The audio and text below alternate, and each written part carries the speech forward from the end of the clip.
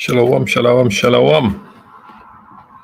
As always, first I want to give all the praises and the glory to the Heavenly Father, Yahweh, and to His only begotten Son, Yahushai.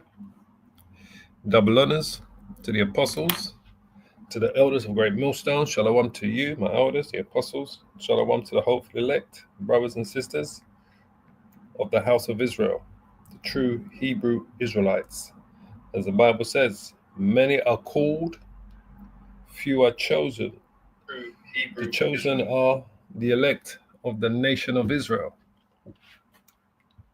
the Hebrew Israelites. What scripture I'm thinking of here? So I want to just play this little bit of this interview that Joe Rogan had with this congresswoman last week. Her name is, if I remember, her name is, what's her name again? Her name is, that's it, Anna Paulina Luna. Anna Paulina Luna. She's a congresswoman, a representative.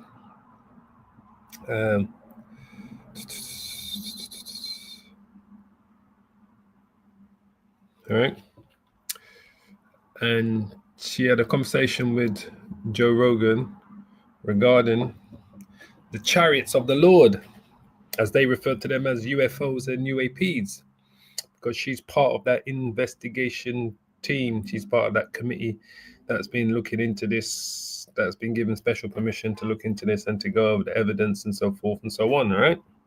So she's a representative. I'm not sure what part of it's Florida, somewhere down in Florida or the West, but she's a congresswoman that's there. So she was on Joe Rogan's show this week, and he was interviewing her regarding this. Now, before I play this interview, part of this interview, I want to do copyright disclaimer. Copyright disclaimer 1976, allowances made for fair use for purposes such as criticism, comments, news, reporting, teaching, scholarship, and research. Fair use is a use permitted by the copyright statute that might otherwise be infringing non-profit educational or personal use, etc., etc., etc. All right?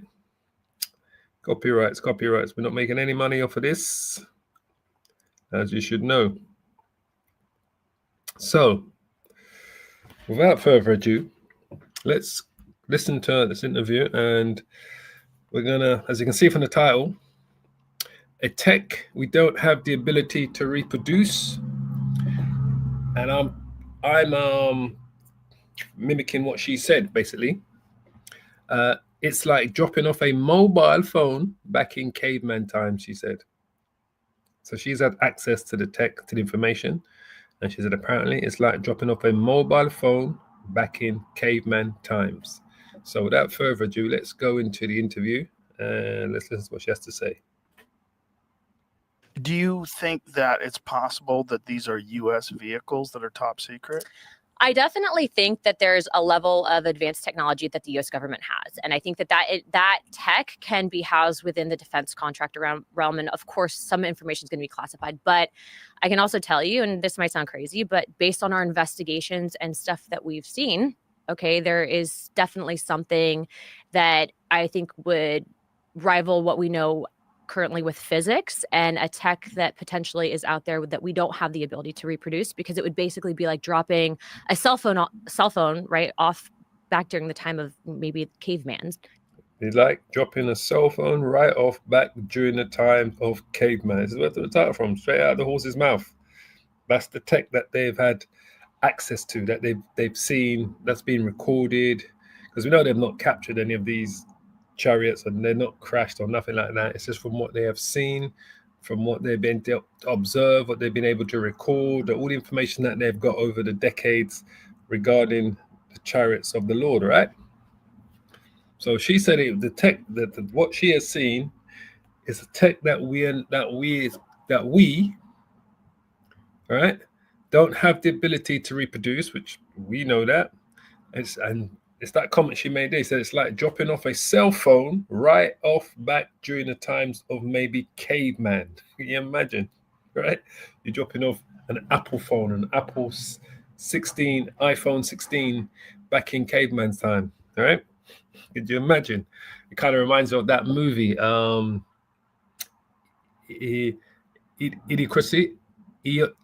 Idiocracy. It reminds me of that movie, Idiocracy, where there was the one man that had more intelligence than everybody else because he was frozen. He was like, what do they do when they freeze you? And I forget what they call it, cryogenics, when they freeze the body. And he was there for like hundreds of years. And then he woke up in the future after everything had happened, the destruction, everything. Everyone's intelligence had gone back like hundreds of years, like centuries. Their technology had gone back, so nobody was clever. So when he woke up during that time, he was basically the cleverest man on earth. He was like a cell phone being dropped during that time. Even though it was in the future, they had gone backwards because they'd lost all knowledge of their technology that they had before. I think the film is called Idiocracy. Idiocracy. I believe that's what the movie is called. It's a really, really good movie when you watch it. But anyway, let's go back to the interview. All right. So that was a statement that stood out to me. I said, yeah, it's definitely like dropping off a cell phone back during caveman times. So like we just don't have the tech to develop it yet. What I can also tell you is based on our interviews, and this has been something that you can go back and watch with the congressional hearings, but I was actually able to ask some of the witnesses, what are these things? And they keep saying interdimensional. And then when you talk about the interdimensional aspect of, are these things pre-existing, maybe outside of what we currently know as our own dimension? That stuff can kind of all sound crazy, but at the end of the day, my job as an investigator is to receive all the information, decipher it, and then ultimately from a congressional aspect, if you do have contractors that are withholding information or operating outside of the purview of the federal government, I mean, there's budgetary issues, but there's definitely something that I can tell you with confidence that exists that we don't know how to explain currently. So we don't know how to explain currently. 100%. We do, because we know that they're the chariots of the Lord, right? We know exactly what they are. We grab a quick preset because I want to bring out preset as we're going to go through this interview, right? Because about a 10-minute clip, but we're going to just stop and start. So bear with me. Let me just grab a scripture.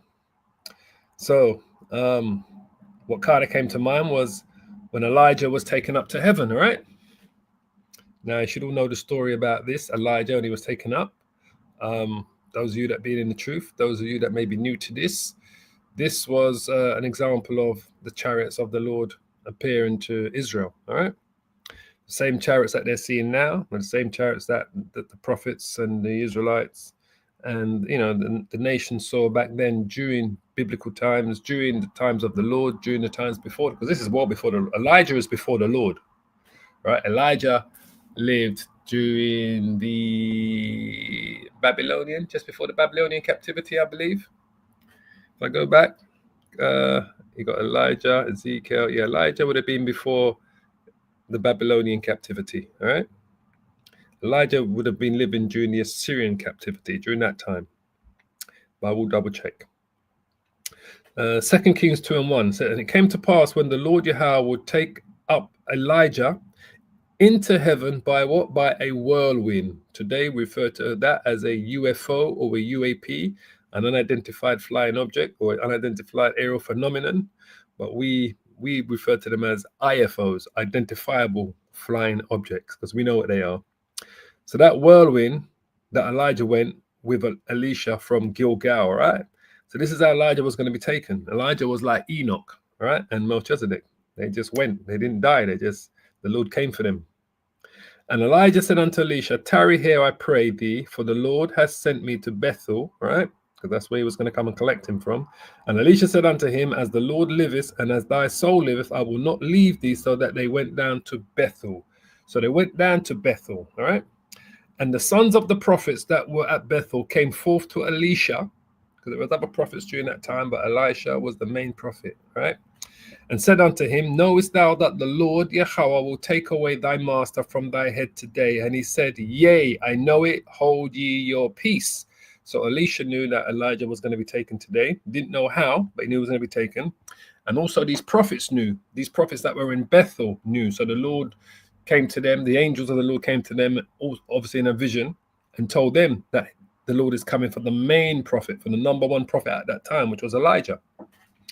And Elijah said unto him, Elisha, tarry here, I pray thee, for the Lord has sent me to Jericho. And he says, as the Lord liveth, and as thou soul livest, I will not leave thee. So they came to Jericho. And the sons of the prophets that were at Jericho, so now these are different sons of prophets that are in Jericho. First they stopped in Bethel. These are prophets in Jericho. Came to Elisha, right? It's like the Lord did that on purpose, right? And said unto him, knowest thou that the Lord will take away thy master from thy head today? And he answered, yea, I know it. Hold ye your peace. You know, this is definitely Jake, boy. So these are the prophets, the sons of the prophets in Jericho, right? And Elijah said to him, tarry, I pray thee here, for the Lord has sent me into Jordan. And he has said, as the Lord liveth, as thy soul liveth, I will not leave thee. And they went, and the two went on. And 50 men of the sons of the prophets went and stood to view afar off, and they stood by the Jordan. So there was an audience of prophets watching Elijah and Elisha cross the river Jordan, right? By the river Jordan, coming across it. And Elijah took his mantle and wrapped it together and smote the waters, and they divided hither and thither, so that they too went over on dry ground. And it came to pass, when they had gone over that Elijah said unto Elisha, ask what I shall do for thee before I be taken away from thee. And Elisha said, I pray thee, let a double portion of thy spirit be upon me. And he said, thou hast asked a hard thing. Nevertheless, if thou see me when I am taken from thee, it shall be so unto thee, but if not, it shall not be so. So this is the point we're coming. This is the point we're coming to get to here. And it came to pass, as they still went on and talked, that behold, there appeared a chariot of fire, what they call UFOs, UAPs today, right? And horses of fire, and parted them both asunder, right? And Elijah went up by a whirlwind chariot into heaven. So Elisha saw it, and also those 50 prophets that were standing on the river Jordan saw Elijah go up in a chariot. So, and Elisha saw it. There you go. And he cried, my father, right? Abba, Abba. That's what he would have said in the Hebrew. Abba, Abba, the chariots of Israel. The chariots of Israel, what are they? They are your UFOs and your UAPs. The chariots of Israel are the chariots of the Lord. They are the Lord, the angels' chariots, right? And the horsemen thereof. And he saw him no more, and he took hold of his own clothes and rent them in two pieces. He took up also the mantle of Elijah and fell from him and went back and stood by the bank of Jordan. So Elisha witnessed Elijah going up in the chariots. That's why he said the chariots of Israel, all right, which are the UFOs, the UAPs that everyone is seeing today. These are what the angels come in.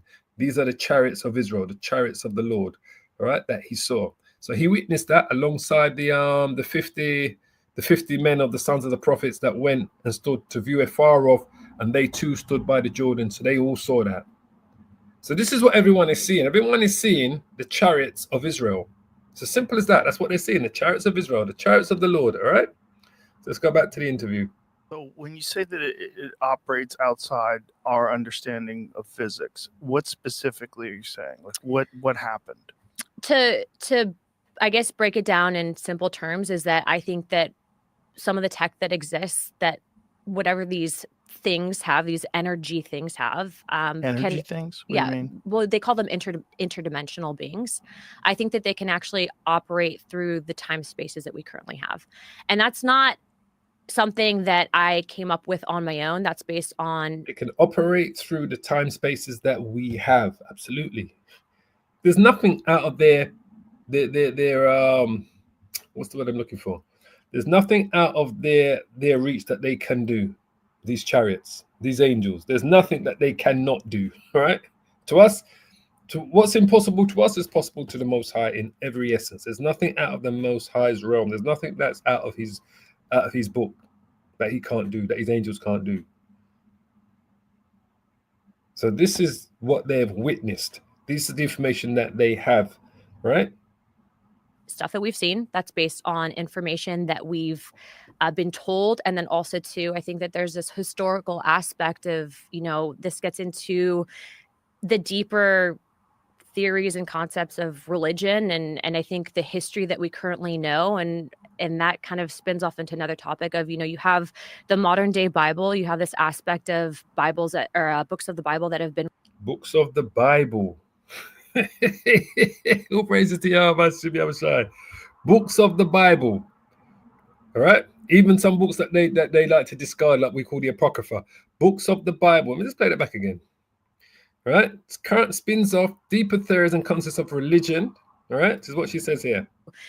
The deeper theories and concepts of religion, and I think the history that we currently know, and that kind of spins off into another topic of, you have the modern day Bible, you have this aspect of Bibles that or books of the Bible that have been removed that explain and kind of touch on these topics. Books of the Bible that have been removed that explain the modern day Bible. You have books that explain, right? History, explain these things, right? That we are seeing today.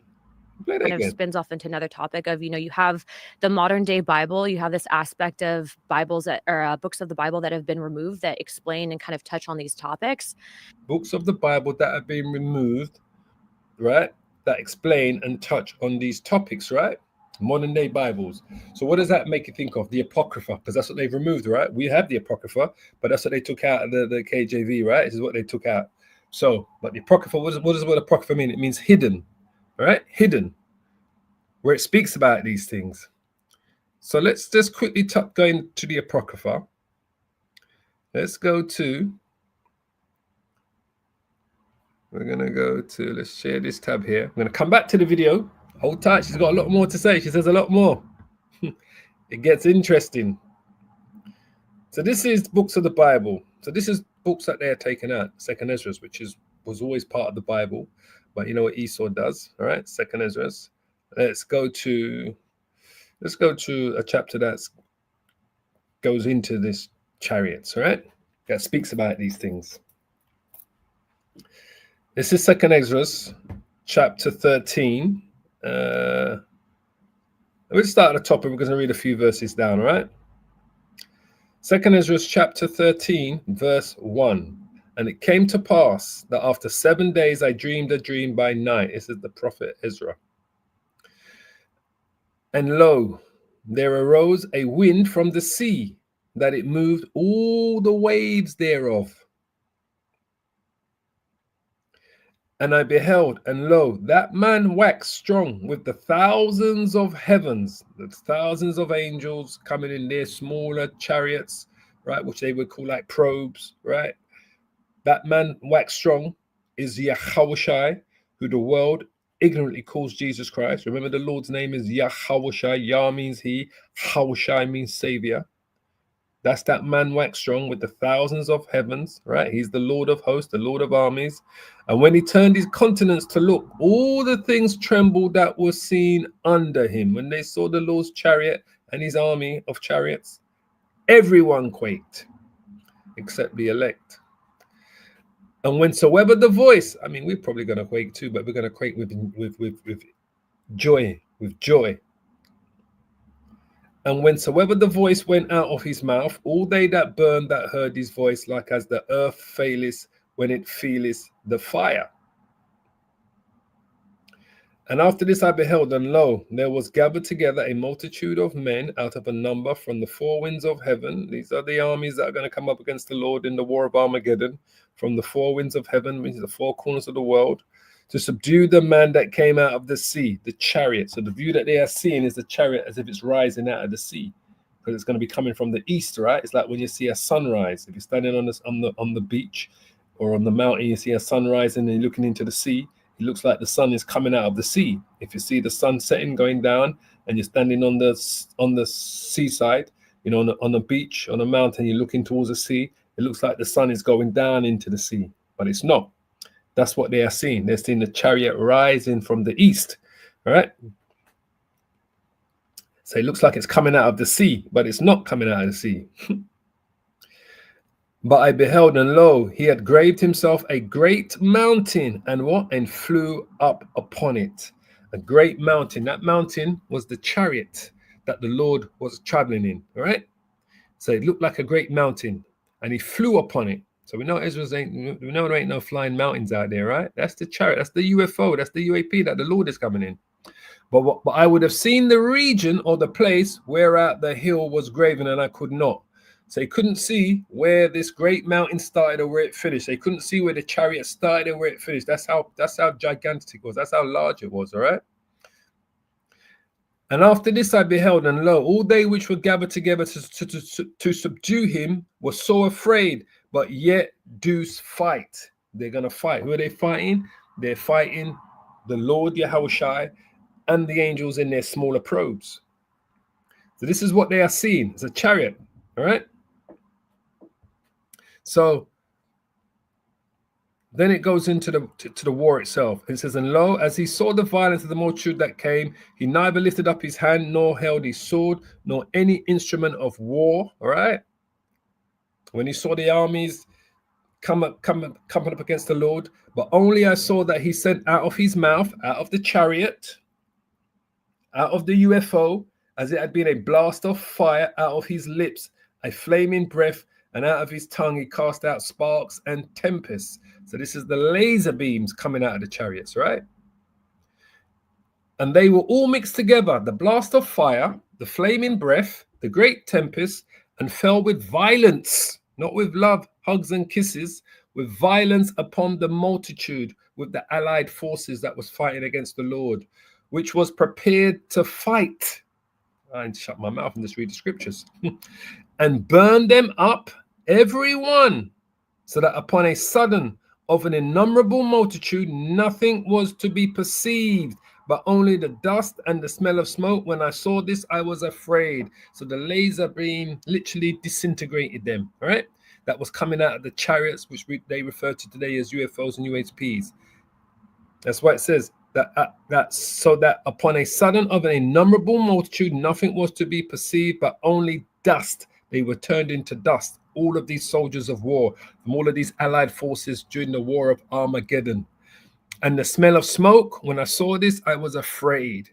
And this, we believe, is going to be taking place in the Middle East. This battle here that Ezra's referring to here is something that's going to be taking place in the Middle East in the midst of the war of Armageddon. That's the Lord and his chariot. The smaller probes, the thousands that were following him were the angels in the smaller probes, the smaller chariots that could have come out of the Lord's chariot, the smaller ones. But the Lord was the first to attack, and then the rest of the angels would have done their work, right? But that's what he saw, chariot of the Lord. So this is why when she says that, right, they know, Esau knows. Esau knows. Let me just go back to what she said about the historical aspects. They know. And that we've been told. And then also too, I think that there's this historical aspect of, this gets into the deeper theories and concepts of religion. And I think the history that we currently know, and that kind of spins off into another topic of, you have the modern day Bible, you have this aspect of Bibles that are books of the Bible that have been removed, books of the Bible that have been removed. What books did they remove? The Apocrypha. They know. And kind of touch on these topics. And I think that we just touched on it in 2nd Ezra chapter 13, all right? I can go into 2nd Maccabees chapter 5 to speak about the Heliodorus who came down. Or 2nd Maccabees chapter 3, I believe it's in, where it speaks about the angel Heliodorus when he came down. Was it Heliodorus? No, when he came down on Heliodorus, basically, sorry. When the angel came down on Heliodorus, it speaks about that. Wisdom, we can go into Wisdom of Solomon, chapter 17, that speaks about the angels of the Lord and the chariots. So there are other scriptures in the Apocrypha that I can go to, but because of time, let's just keep going. Keep it moving. A time and age where you have such a vast amount of information that we have access to via social media, via your cell phone, via the internet. And so it's really changing the way that we understand, the origins of life and the spiritual reality that we know. When you currently. say interdimensional beings, that they know that these are interdimensional beings, how do they know that? These are the angels of the Lord in those chariots. Those interdimensional beings are the Lord's angels in those chariots. That's what they are. You know, when what was it? Was it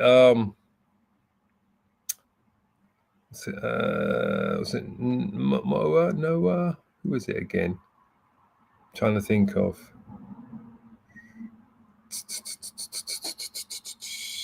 You had, was it Judges? Samson's mother, she saw one. DGS, hold on. I think it's Judges. Is it Judges 6 or Judges 13? No, hold on. She saw them. Let me just quickly read a few priests of this one. Judges chapter 13. Yeah, here it is here. Judges chapter 13, verse 3. And the angel of the Lord Yahweh appeared unto the woman. That woman is Samson's mother, Manoah's. It is Manoah. I believe the father's name is Manoah, Manoah's wife. And said unto her, Behold, now thou art barren and bearest not, but thou shalt conceive and bear a son.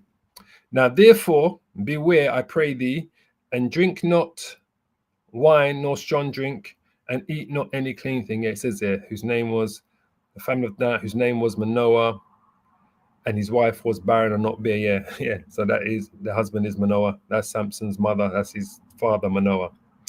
It says, For thou shalt conceive and bear a son, and no razor shall come on his head, for the child shall be a Nazarite, and the Most High, and the powers from the womb, and he shall begin to deliver Israel out of the hand of the Philistines. And this is where I want to get to the points in verse 6. Sorry. It says, Then the woman, Samson's mother, came and told her husband, which is Manoah, saying, A man of the powers came unto me, and his countenance was like the countenance of the angel of the powers. Very terrible, she said. Oh, praise the other side. Very terrible. But I asked him not whence he was, neither told he me his name. But he said unto me, Behold, thou shalt conceive and bear a son, and now drink no wine nor strong drink, neither eat anything unclean, for the child shall be a Nazarite to the powers, to the angels of the Most High, from the womb to the day of his death. All right. So she said the angel was very terrible. His color is very terrible. All right. And then, because that's the angel that didn't eat the food with them. That's the one, the angel that went up in the because I know they cooked a food for him. Let's just quickly this.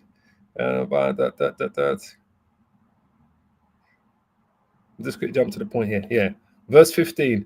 And Manoah said unto the angel of the Lord, I pray thee, let us detain thee until we shall have made ready a kid for thee, which I believe is a baby goat, right? And the angel of the Lord said unto Manoah, Though thou detain me, I will not eat of thy bread. So this angel didn't come to eat, right? So as you're going to see, and if thou wilt offer a burnt offering, thou must offer it unto the Lord. This is what the angel is telling Manoah. For Manoah knew not that he was an angel of the Lord, right? He didn't know he was an angel of the Lord. And Manoah said unto the angel of the Lord, What is thy name? That when thy sayings come to pass, we may do thee honor. All right. And the angel of the Lord said unto him, Why askest thou thus after my name, seeing it is secret? So this is an angel that didn't disclose his name to Samson's father or Samson's mother. All right. So Manoah took a kid. So the fact that Manoah didn't know this was an angel, this is a Manoah said unto the angel of the Lord, What is thy name? The fact that Manoah knew not that he was an angel of the Lord, he must appear to Manoah differently than when he appeared to his wife. Because when he appeared to his wife, she said he had a bright countenance and he was terrible to look at. So he was frightening to look at when he appeared to Manoah's wife, Samson's mother. But when he appeared to Manoah, right, by himself, he didn't look the same as he did when he appeared to the wife. Because it says here, for Manoah knew not that he was an angel of the Lord. Whereas the wife said, that's got to be an angel. She never seen something, such so frightening in her life. I didn't realize that, but that's I'm glad I realized that now. So Manoah took a kid with a meat offering and offered it upon a rock unto the Lord, and the angel did wondrously, and Manoah and his wife looked on. For it came to pass when the flame went up towards heaven from off the altar, that the angel of the Lord ascended in the flame of the altar, and Manoah and his wife looked on it and fell on their faces to the ground. So when he appeared the second time to them, he did not appear how he looked the first time to Manoah's wife. So when Manoah and his wife saw the angel for the second time, for the first time for Manoah, the second time for the wife, he came looking differently, because neither of them realized that he was an angel of the Lord when he came the second time. So it says, and Manoah and his wife looked on it and fell on their faces to the ground. But the angel of the Lord did no more appear to Manoah and to his wife. Then Manoah knew that he was an angel of the Lord. And Manoah said unto his wife, we shall surely die, because we have seen the powers. But his wife said unto him, she was obviously had a very strong faith, his wife, boy, said unto him, the women that we don't have today, boy, few and far between. But his wife said unto him, if the Lord were pleased to kill us, he would not have received a burnt offering and a meat offering at our hands. Truly, neither would he have showed us all these things, nor would as at this time have told us such things as these. All right. So these interdimensional beings are the angels of the Lord that are appearing to certain people, whether they're seeing just the chariots or the angel itself. Shit, man, things are happening, man. Truly. And see, people can't hold this in no more. You know, they have to speak on it, and this is the Lord putting the spirit on them to speak on these things. Why? Because we are in those times. I can't say this enough. Let's go back. That based on testimony would be based on witnesses that have come forward. But what I can tell So you the is witnesses just were told that they were that they've seen things. And what I can tell you without getting into classified conversations is that there have been incidences that I believe where very credible people have reported that there have been movement outside of time and space. That's very vague. Yeah. So look, unfortunately. Yeah. Look, have I seen a portal open? No.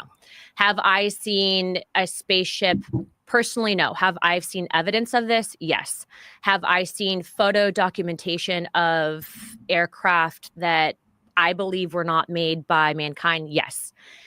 Is there historical significance to this? Yes. Is there multiple events that go back to, I would argue, maybe even before the time of Christ that have documented this in text? Yes. So absolutely, yes. 100%. Let's go back to that. Are there multiple events that go back to, which I would agree, which I would argue, she says, let's read what it says again. Let's read that statement again. Made by mankind? Yes. Is there historical significance to this? Yes. Is there multiple events that go back to, I would argue, maybe even before the time of Christ that have documented this in text? Yes. Before the time of Yahushua that have documented this in text? Yes. Absolutely. Why don't we go to a few scriptures here. Ezekiel, the angel of the Lord that appeared to Ezekiel. Let's just quickly go straight to the point here.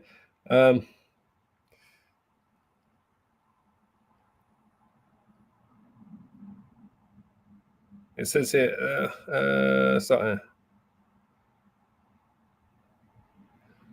it says, Ezekiel 1 verse 10, it says, as for their likeness, right, the angels, as for the likeness of their faces, they four had the face of a man, the face of a lion on the right side.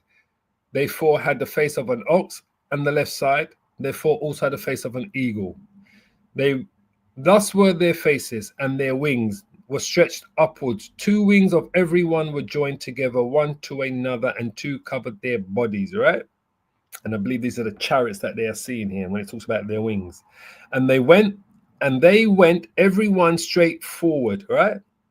Whither the spirit was to go, they went, and they turned not when they went. So when these vehicles, these chariots of the Lord turn, they didn't have to, like a car turns its steering wheel to turn it's the nose of the car to go left, or to turn its steering wheel for the nose of the car to go right, or to reverse back forward or whatever. Wherever the chariot wanted to go, whether it was left, right, up, down, back, front, it just moved. It didn't turn. It wasn't a vehicle that had to turn to go that direction. It just moved in whatever direction it needed to go. That's why it says that. As for the likeness of the living creatures, their appearance was like burning coals of fire and like the appearance of lamps. It went up and down amongst the living creatures, and the fire was bright, and out of the fire went forth lightning, which would have been the lasers. The bright fires that they're seeing are the bright lights that are coming from these chariots. And the living creatures ran and returned as the appearance of a flash of lightning. So to Ezekiel, he believes he's seen an actual living creature. This is an angel that's in its chariot that can do all sorts of things: contract, extract, small, get small, large, big, whatever. But you think this is during the Babylonian captivity. So when he's seeing this, he's seeing, in a sense, it's, I mean, it's so hard to explain even to us still, because in a sense, it may be some type of organically alive, the chariot, how the angels are able to work the chariots, in such a way that they kind of become one. So it says, and the living creatures ran and returned as the appearance of a flash of lightning.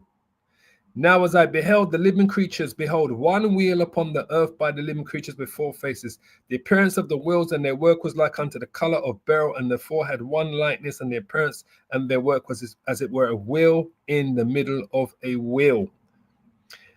When these circular chariots moved, like a wheel in the middle of a wheel, they went upon their 4 sides. They turned not when they went. They just moved in whatever direction. As for their rings, the lights, they were so high that they were dreadful, and their rings were full of eyes round about them 4. And when the living creatures went, the wheels went by them, and when the living creatures were lifted up from the earth, the wheels were lifted up. Whithersoever the spirit was to go, they went.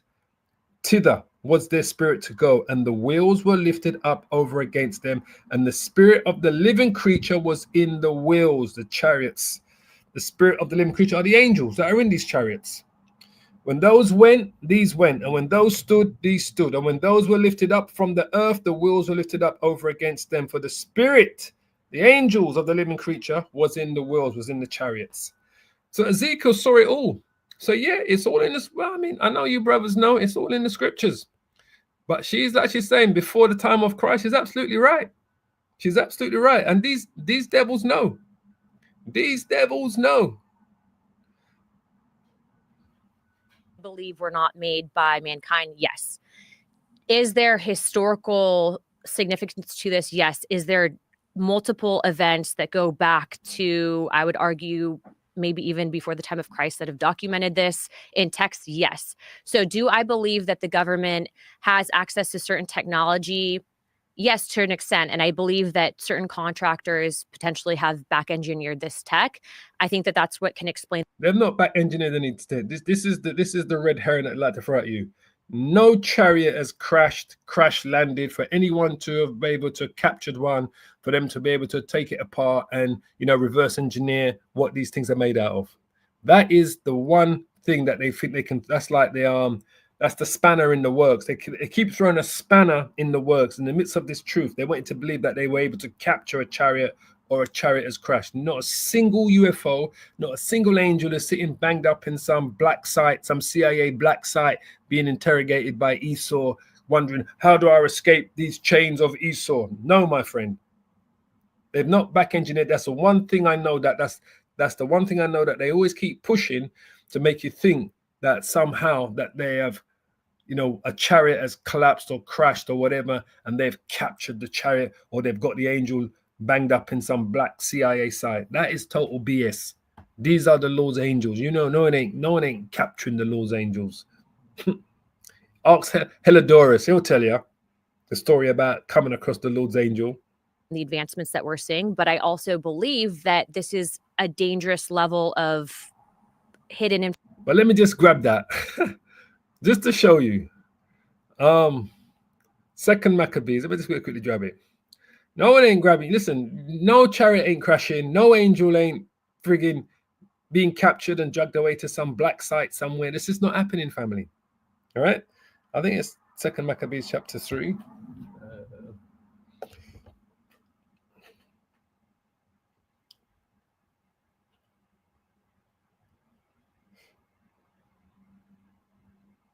We'll start here, verse 23. 2 Maccabees, chapter 3, verse 23. It says, nevertheless, Helidorus executed that which was decreed. Now, I believe it was decreed upon him by, was it Seleucus, the king of Asia? I believe that's who sent him. I believe it was Seleucus, the king of Asia, that sent him. All right, if you go to the backstory.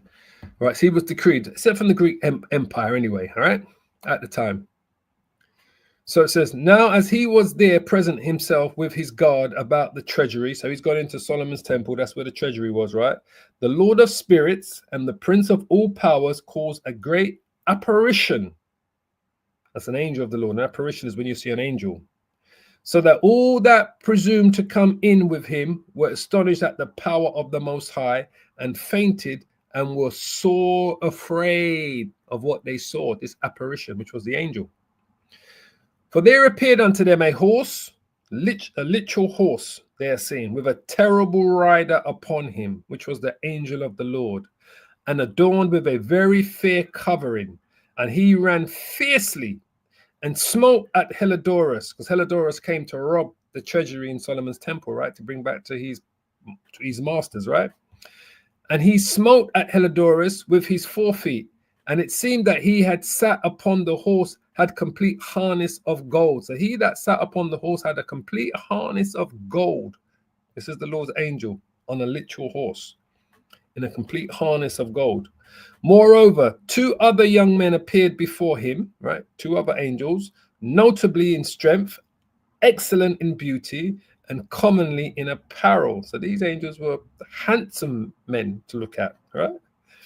Who stood by him on either side. So they stood by the angel that was on the horse in the gold armor and scourged him continually, scourged Helidorus continuously, and gave him many sore stripes. And Helidorus fell suddenly unto the ground and was compassed with great darkness. But they that were with him took him up, those that were with Helidorus that witnessed this, took him up and put him into a litter. So he was scourged to a near death. Thus him that lately came with a great train with all his guard into the said treasury, talking about Helidorus, they carried him out, being unable to help himself with his weapons, and manifestly they acknowledged the what? The power of Yahweh Ba'ashem Yahushai. For he by the hand of the Most High was cast down and lay speechless, without all hope of life. One more verse. But they praised the Lord that had miraculously honored his own place, which was the temple, all right? For the temple, which a little afore was full of fear and trouble, when the Almighty Lord appeared, was filled with joy and gladness. And that's what I said. When these angels and his chariots are going to appear to the nations, they're going to be filled with fear and trouble. The elect of the nation of Israel, the elect of the Hebrew Israelites, we're going to be filled with joy and gladness, just like what you see here, right? They praised the Lord that had miraculously honored his own place. He's coming to honor his people. For the temple, this talked about Solomon's temple at the time, which a little afore was full of fear and trouble, just like us. We're full of fear and trouble because we're in captivity under these Edomites. We know we're at any time this man can take our life, all right? Can do all sorts because he's in control. Ultimately, the Lord's in control, but the Lord put this man in control. So right now, the Israelites are living in fear and trouble. When the Almighty Lord appeared, but when Yahushai appears and the angels, we're going to be filled with joy and gladness, just like they did back then when the angel appeared to them in the temple. Beautiful. So no one ain't capturing no angels or doing no reverse engineering, nothing like that is going on, just so you understand. Information from the American people, because if you have an aspect of the federal government, which I can tell you, with 2 other members of Congress were denied access to information at Eglin Air Force Base pertaining to whistleblowers because of the fact, and we can get into that story and what happened at Eglin in a second, but we were denied access and told that we don't have security clearance or the read-in authority on a special access program. That's a problem because I'm supposed to represent and be an investigative body, and you have then people who are unelected that are operating basically in secrecy, and that's a problem. That's a big problem. And so how do these people have the authority to do that? I think it's been decades of classified secret information, then also this aspect of the intelligence community that's been empowered. And it's kind of serendipitous with timing, because when you talk about the intelligence communities and what they've done essentially to the trust in this country with the American people, I think this goes all the way back even into JFK, with how they basically have operated outside of the purview of Congress and basically to an extent have gone rogue up until recently. You're seeing a big push and pull to try to rein in these intelligence agencies currently. Yeah. So what I want to bring it back to evidence. You said that you've seen evidence. Like, what kind of evidence have you seen? I have seen photos. I have seen What have you seen photos of? So I was in a skiff, and I can't discuss all that was in a skiff, but what I can tell you is based on the photos that I've seen, I'm very confident that there's things out there that have not been created by mankind. It seems crazy that people have access to information that shows that there's something outside of us that is more intelligent, at least more capable than we are, and they hide it from everybody else. What I can Absolutely. But like I said, we're in this time now where the hiding this thing is no longer feasible. So let me go to one more scripture, because I got to get ready to go camp now. It's just 10 to 1. I'm going to leave here in 15 minutes. Make my way to camp. What was I going to go to? Luke. Is it Luke I want? Yeah. Luke chapter 21, verse 25. Because that's how it's going to go down. The return of the Messiah, that's exactly how it's going to go down. And we're going to finish it here. Luke 21, verse 25. It says, "And there shall be signs in the sun and in the moon and in the stars and upon the earth, distress of nations with what? With perplexity, and the sea and the waves roaring." Those signs that are going to be in the sun and the moon and the stars upon the earth, distress of nations, is going to be the chariots when they see, when the whole world can't deny it no more, which will be during the midst of the war of Armageddon, the deliverance of the elect nation of Israel. When the skies are going to be just like the movie Independence Day, the skies are going to be filled with them. Men's heart failing them for fear, and looking for and looking after those things which are coming on the earth, the Lords in the chariots and the angels in their chariots. For the powers of heaven shall be shaken. The elites of this world are going to be shaken. Because I know some of the elites want to know if this is true. They want to know, so they're pushing the schedule, because they want to know. They want answers. They want answers. They want to know if all of this is true. So they're going to push those buttons themselves. But the scripture says, man's goings are of the Lord. How can a man then know his own ways? But the powers of heaven, these elites and super elites, are going to be shaken. And then shall they see the Son of Man, Yahweh, coming in a cloud, chariot, with power and great glory. Right? The angels are going to be with them. And when these things begin to come to pass, then look up into the heavens and lift up your heads, family.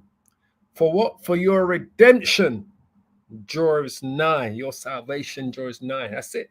That's it. That's game over. When Luke 21, chapter 21, verse 25, 28 kicks in, it's game over. Game over. Ding, ding. Can't put no more credits in the machine. So anyway, I'm going to leave it there. I pray you were edified. As always, she had a lot to say. And still, not everything that they tell us, they're going to tell us. But like I say, the spirit jumps on these people to want to say these things. And there's only so much they can say anyway. But she had a lot to say. It was good to hear what you had to say. I pray you were edified. As always, I want to give her the praises. And the glory to the Heavenly Father, Yahweh, and to his only begotten Son, Yahushai. Double honors to the apostles and to the elders of Great Millstone. Shalom to you, and shalom to the hopeful elect brothers and sisters of the house of Israel.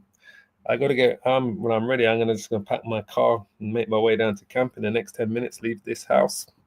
I make my way down to camp. Lord willing, we'll be on the highways and hedges in roughly 45 minutes. I should be at camp. And we'll be in there in the next 45 minutes, hour. We'll be on live again on the highways and hedges. Lord willing, we'll be there with you, brothers, and you few sisters.